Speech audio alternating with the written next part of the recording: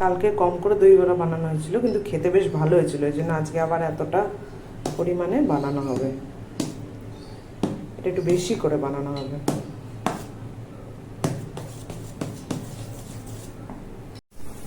আজকে একটু ব্যাটারটা পাতলা হয়েছে বলে ব্যাপারটা ফ্ল্যাট টাইপের হচ্ছে। ঠিক আছে, খেতে ভালো হলেই হলো। এতটা ব্যাটার আছে, 2 জায়গায় বসিয়ে দিলাম, নাহলে আর শেষ হবে না, অনেক সময় লেগে যাবে বানাতে।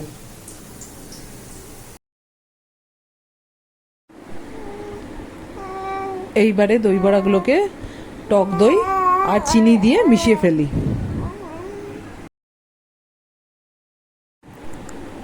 দইটাকে পাতলা করার জন্য একটু জল মিশিয়ে দিলাম। অনেকে চাইলে চিনি না দিয়ে অল্প পরিমাণে মিষ্টির দইও দিতে পারে।